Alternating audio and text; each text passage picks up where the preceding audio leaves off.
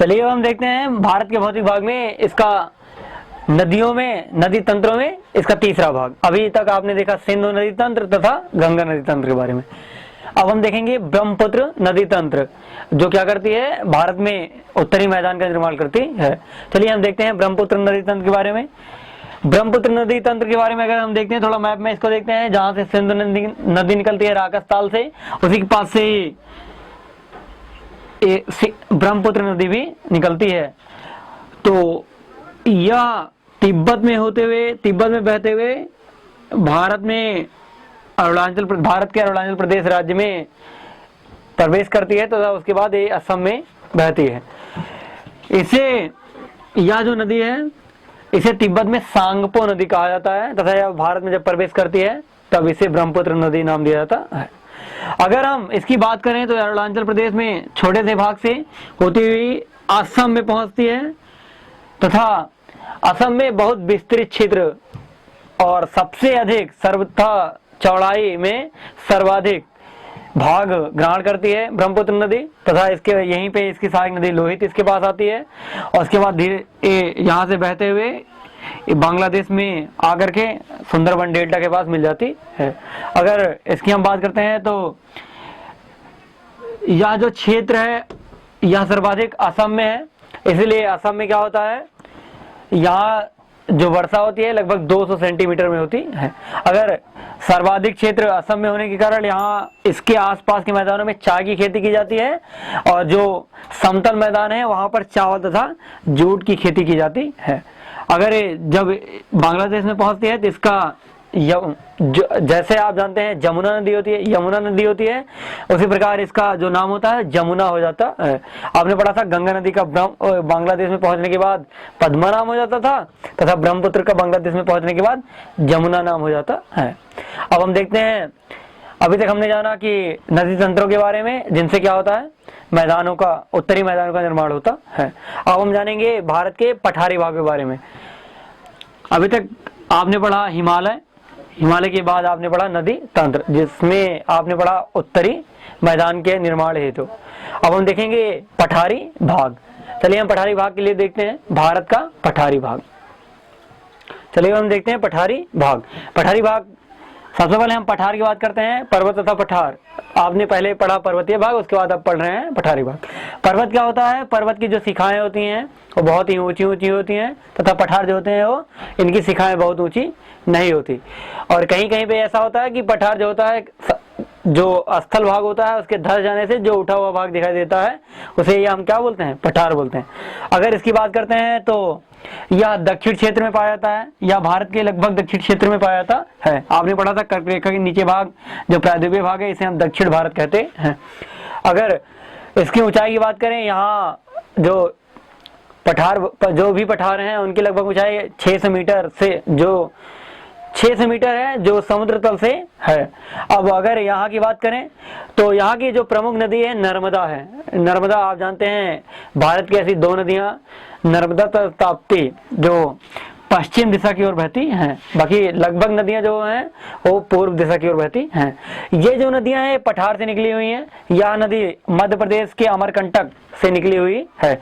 अगर हम लोकेशन की बात करें तो आप जानते हैं कर्क रेखा पढ़े थे कि सबसे पहले गुजरात है, उसके बाद राजस्थान के छोटा सा पार्ट, उसके बाद यहाँ जो आपको भाग मिलता है यह भाग क्या है, मध्य प्रदेश।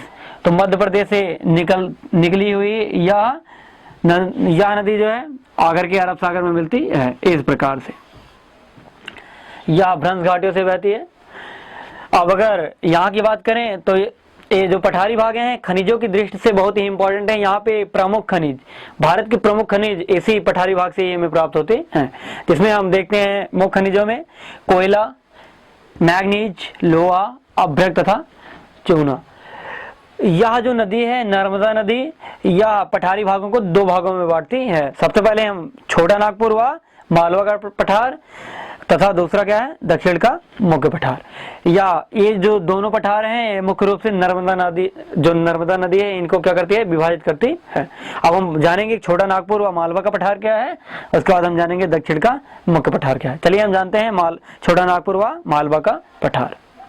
चलिए अब हम देखते हैं छोटा नागपुर व मालवा का पठार। चलिए पहले इसकी लोकेशन हम देख लेते हैं छोटा नागपुर व मालवा का पठार के लिए। नर्मदा नदी के उत्तर दिशा में छोटा नागपुर का पठार स्थित है तथा उत्तर पूर्व दिशा में मालवा का पठार स्थित है। आप देख पा रहे हैं यह क्या है, उत्तर दिशा, तो छोटा नागपुर जो नर्मदा नदी है उसके उत्तर दिशा में स्थित है तथा जो मालवा का पठार है ये नर्मदा नदी के उत्तर पूर्व दिशा में स्थित है। अब यहाँ की बात करें अगर हम, तो यहाँ मुख्य रूप से बहुत सारी पहाड़ियां पाई जाती हैं जिनमें जहां से नदियों का उद्गम स्थान होता है और वहां पे क्या होता है, धातुएं भी बहुत पाई जाती हैं इसी पहाड़ियों पर। तो इनमें मुख्य रूप से विंध्याचल श्रेणी, विंध्याचल पहाड़ी, अरावली श्रेणी या अरावली पहाड़ी तथा पारसनाथ की पहाड़ियां मिलती हैं। इसमें यह जो है बहुत ही इंपॉर्टेंट है, अरावली जो है यह भारत की ही नहीं अपितु विश्व की सबसे प्राचीनतम पहाड़ियों में से है। अरावली जो है सबसे प्राचीन पहाड़ी है। इसका विस्तार, अगर हम अरावली की विस्तार की बात करते हैं तो इसका विस्तार हम अजमेर से लेकर के दिल्ली तक पाते हैं। इसका विस्तार अजमेर से लेकर के हम इसका विस्तार दिल्ली तक पाते हैं। यह विश्व की सबसे पुरानी पहाड़ियां है। अगर हम यहाँ जो खाने पाई जाती हैं, यहाँ पे मुख्य रूप से हम जो पीसीएस ट्रेनिंग होती है, आईएएस की ट्रेनिंग होती है, आईपीएस की ट्रेनिंग होती है, यहाँ पे उस ट्रेनिंग के लिए भी उचित स्थान प्राप्त होता है। इस पहाड़ियों के बारे में हम आपको अगले वीडियो में बताएंगे। तो इसमें क्या है, यहाँ पे मुख्य रूप से खाने भी पाए जाते हैं जिनमें कोयला व लोहा अधिक मात्रा में पाया जाता है। अगर हम यहाँ की बात करें तो जो विंध्याचल श्रेणी है मध्य प्रदेश, यहाँ पे चंबल नदी, बेतवा तथा केन नदी जाकर के जो गंगा नदी तंत्र है अर्थात उसमें यमुना उसके साथ साथ सहायक नदी है, यमुना नदी में आकर के मिल जाती हैं, इसीलिए यमुना की सहायक नदियों में गिनी जाती हैं। अगर हम इसके ढाल की बात करते हैं, इन जो पहाड़ियां हैं, जो ये पठार हैं, इनके ढालों की बात करते हैं तो मुख्य रूप से उत्तर पूर्व दिशा में अर्थात यहां से इस तरफ से नदियां निकलती हैं और इस तरफ से उत्तर पूर्व की ओर बहती हुई जाकर के यमुना नदी में मिल जाती हैं। तो आपने देखा कि ये जो छोटा नागपुर तथा मालवा का पठार है, ये किस प्रकार से इनके ढाल हैं, ये जो पठार हैं इनमें नदियां जो निकलती हैं तथा इनके जो पहाड़ियां हैं। अब हम देखेंगे, देखिए दक्षिण का मुख्य पठार। अब हम देखेंगे दक्षिण का मुख्य पठार। इसमें हम थोड़ा मैप में देखते हैं तो दक्षिण के मुख्य पठार में देखते हैं हम, यह जो नर्मदा नदी है, नर्मदा नदी के दक्षिण में स्थित जो भी पठार हैं उन्हें हम क्या बोलते हैं, दक्षिण का मुख्य पठार। इसमें मुख्य रूप से हम सतपुड़ा तथा मैकाल श्रेणी पाते हैं और इनके बीच में, इन दोनों श्रेणियों के बीच में, सतपुड़ा तथा मैकाल श्रेणियों के बीच में एक पर्वत श्रृंखला स्थित है जिसे हम महादेव पर्वत श्रृंखला कहते हैं। अगर इसकी बात करें तो यह जो क्षेत्र है, यह जो क्षेत्र आपको दिख रहा है, यह पूरा का पूरा दक्कन का पठार है जिसे हम दक्षिण पठार या दक्कन का पठार कहते हैं। तो इसमें मुख्य रूप से सतपुड़ा, मैकाल, महादेव पर्वत तथा यह दक्कन का पठार और अंत में ये दोनों जहां पे आपस में मिलते हैं इसे हम नीलगिरी की पहाड़ी अथवा आप इलायची की पहाड़ियां सुनेंगे, इलायची की पहाड़ी कहते हैं। अगर इसकी बात करें तो इन्हीं पहाड़ों के द्वारा ही पूर्वी तट तथा पश्चिमी तट का निर्माण होता है। यहाँ पे आपने पहले वीडियो में इसको पढ़ा है कि इसका जो दक्षिण पठार है इसका निर्माण कैसे होता है। पृथ्वी पे आप जानते हैं दो भूखंड होते हैं, अंगारा लैंड तथा गोंडवाना लैंड, तो उसी में इसका निर्माण होता है। तो अब हमें ये बात करते हैं, इसमें आपने देखा सतपुड़ा, मैकाल, महादेव, नीलगिरी तथा इलायची की पहाड़ियों के लिए। तो यहाँ पे जो है इसका भी मुख्यतः ढाल जो है आप देख पा रहे हैं, दिशा कौन सी है, पूर्व दिशा। तो दक्षिण पूर्व दिशा में इसका विस्तार है। यहाँ पे जो यहाँ के जो तट हैं, नदियों के ढाल के कारण यहाँ के तट छोटे छोटे पाए जाते हैं और यहाँ के जो ऊंचे और जो पश्चिमी तट है, यहाँ के जो तट होते हैं अधिकतर ऊंचे तट पाए जाते हैं। परंतु दो नदियां नर्मदा ताप्ती, ये दोनों नदियां भ्रंश घाटी का मतलब होता है इस प्रकार से नीचे उतरती हैं और आकर के अरब सागर में गिरती हैं। यही प्रमुख कारण है कि ये दोनों नदियां क्या हैं, पश्चिम दिशा में बहती हैं। वैसे सर्वथा यहाँ पे क्या होता है, ये जितनी भी नदियां हैं वो पूर्व दिशा में बहती हैं। आपने देखा दक्षिण के मुख्य पठार में सतपुड़ा, मैकाल, महादेव पर्वत तथा जो दक्कन का पठार है। ये क्या है, आपने देखा नर्मदा नदी जो है ये दोनों पर्वतों को क्या कर रही है, विभाजित कर रही है। तो आपसे कोई पूछता है दक्षिण का मुख्य पठार क्या है, तो आप बता सकते हैं कि ये जो नर्मदा नदी है उसके दक्षिणतम भाग पे जितने भी पठार पाए जाते हैं वो सब क्या है, दक्षिण का मुख्य पठार में आते हैं। अब हम देखेंगे, आपने देखा पर्वत श्रृंखला, नदी तंत्र और तथा पठार। अब हम देखेंगे भारत के तट के बारे में। आप तट के बारे में ऐसे ही देख पा रहे हैं, ये क्या है पश्चिमी तट, ये क्या है पूर्वी तट। इनका निर्माण आप देख पा रहे हैं दक्कन की पठार के कारण हुआ है। तो चलिए अब हम देखते हैं तट, तटीय क्षेत्र, तट। अब अगर तट की बात करते हैं तो आप मुख्य रूप से देख पा रहे हैं कितने तट हैं भारत में, कितने तट हैं, 2, पूर्वी तट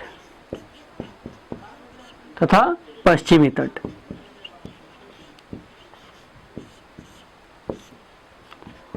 अगर हम इन तटों की बात करें तो दक्कन के पठार के कारण जो यहाँ पे आप देख पा रहे हैं समुद्र है,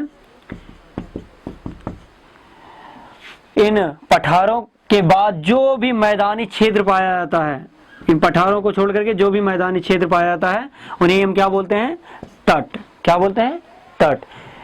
यह जो है पर्वत तथा जो सागर हैं उनके बीच का भाग है।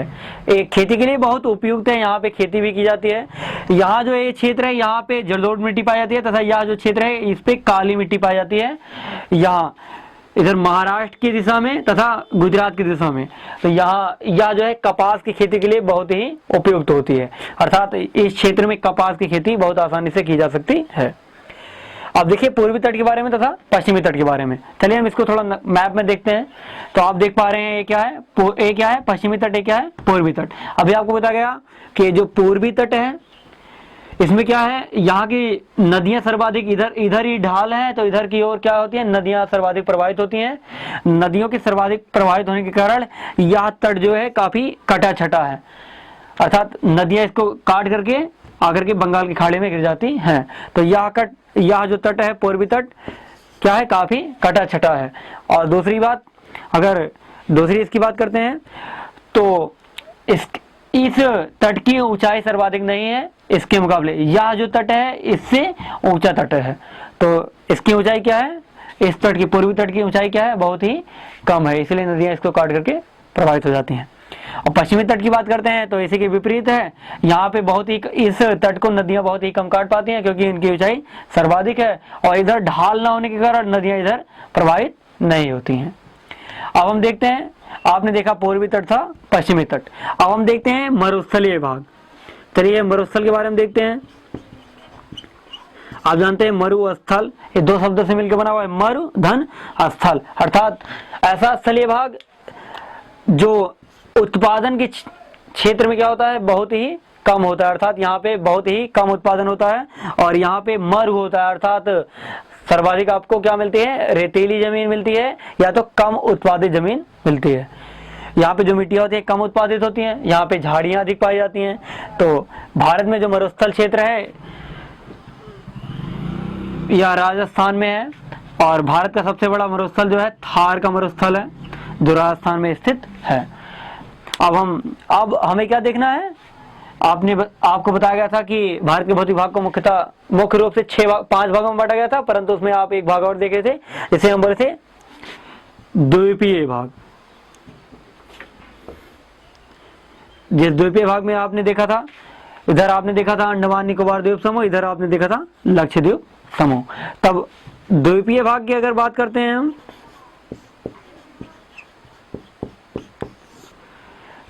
तो यह भी स्थलीय भाग होता है, इसमें भी लोग निवास करते हैं, परंतु यह क्या होता है, चारों तरफ से जल से घिरा होता है।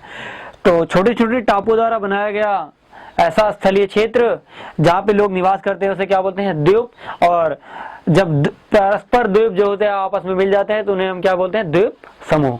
जिनसे क्या है, अपने इस भारत देश में बंगाल की खाड़ी के पास अंडमान निकोबार द्वीप समूह स्थित है तथा अरब सागर के पास लक्षद्वीप समूह स्थित है। आपने अभी देखा भारत के भौतिक स्वरूप में, आपने देखा भारत का भौतिक स्वरूप किस प्रकार से है, इसे कितने भागों में वर्गीकृत किया गया है। धन्यवाद। चलिए हम विस्तार से पश्चिमी तट तथा पूर्वी तट के बारे में जानते हैं। सबसे पहले हम जानते हैं पश्चिमी तट के बारे में। आपने मैप में देखा था कि पश्चिमी तट क्या है, यहाँ इसका विस्तार गुजरात से लेकर के कन्याकुमारी, इसे कुमारी अंतरीप भी कहा जाता है, कुमारी अंतरीप या कन्याकुमारी तक है। यह जो क्षेत्र है आपको बताया गया था, यहाँ पे क्या है, इस तरफ नदियां बहुत ही कम बहती हैं, परंतु जो बहती हैं और यहाँ इस क्षेत्र में वर्षा होती है। तो इस क्षेत्र को मुख्य रूप से 3 भागों में वर्गीकृत किया गया है। सबसे पहले गुजरात, आप जानते हैं इसका विस्तार गुजरात, उसके बाद महाराष्ट्र, कर्नाटक, गोवा तथा केरल में है। तो जो गुजरात में इसका विस्तार जो भी है, जितना भी है, उसको हम गुजरात का मैदान कहते हैं। उसके बाद हम नीचे आते हैं महाराष्ट्र से लेकर के कर्नाटक तक। तो वह जो तट है उस तट को हम कोंकण तट कहते हैं। क्या कहते हैं? कोंकण तट। तथा जो केरल का तट है उसे हम मालाबार तट कहते हैं। यह तट आपके लिए बहुत ही इंपॉर्टेंट है, मालाबार तट, क्योंकि यहाँ पे जो मौसम परिवर्तन होता है, जो मानसून बनते हैं, उसके लिए तो यह बहुत ही इंपॉर्टेंट है। तो केरल के तट को क्या कहा जाता है? मालाबार तट। अगर हम इसकी देखें, इसका विस्तार की बात करते हैं, खंबात की खाड़ी से लेकर के कन्याकुमारी या कुमार अंतरीप तक है। यहाँ इसकी चौड़ाई, यह जो तट है लगभग 50 किलोमीटर से लेकर के 65 किलोमीटर तक के मध्य में इसका विस्तार है।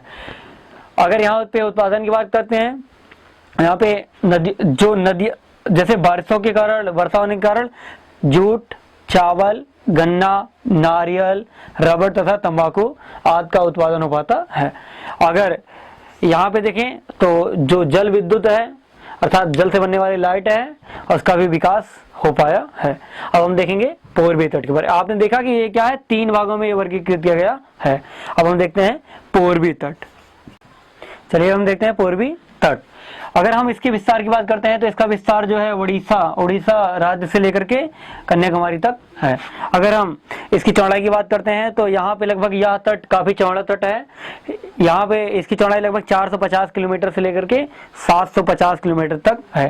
कहीं कहीं पर आपको 450 या इसके बीच में ही यहाँ की चौड़ाई आपको मिलती है।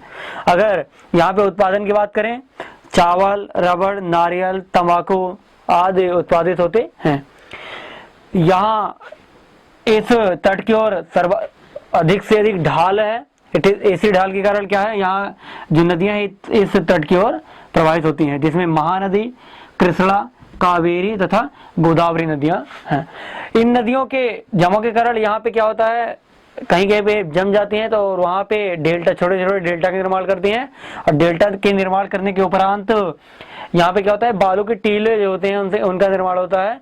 और उन्हीं के कारण क्या होता है, यहाँ पे लैगून झील, जो खारे पानी की झील होती हैं, उन झीलों का निर्माण हो पाता है, जिनमें मुख्य रूप से हम उड़ीसा की चिल्का नदी जानते हैं, या भारत की सबसे लंबी खारे पानी की झील है।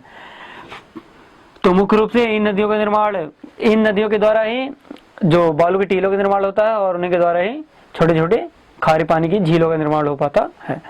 और अगर यहाँ पे हम देखें तो इस तट को भी मुख्य रूप से हम, वैसे इनकी स्थिति के अनुसार इन्हें 2 भागों में बांट सकते हैं, निम्न तट तथा उच्च तट। परंतु हम अगर इन तटों को वर्गीकृत करते हैं तो इन तटों को हम 3 भागों में बांट पाते हैं। आंध्र प्रदेश और उड़ीसा के बीच जो भी क्षेत्र है उसे हम उत्कल तट कहते हैं, तथा जो आंध्र प्रदेश के क्षेत्र में तट है उसे हम आंध्र तट कहते हैं, तथा जो तमिलनाडु के क्षेत्र में तट है उसे हम कोरोमंडल तट कहते हैं। क्या कहते हैं? कोरोमंडल तट। और निम्न तटीय और उच्च तटीय की बात करते हैं तो यह जो क्षेत्र है, इस समुद्र के किनारे के क्षेत्र जो हैं इन्हें हम निम्न तटीय कहते हैं। और उसके बाद जो इनके बाद के क्षेत्र होते हैं उन्हें हम उच्च तटीय कहते हैं, जहाँ पे मुख्य रूप से नदियां आती हैं। और यहाँ पे क्या है, इस तट पर लोगों की निवासी अर्थात जनसंख्या में बढ़ोतरी पाई जाती है, और यहाँ पे अधिक से अधिक लोग निवास करते हैं।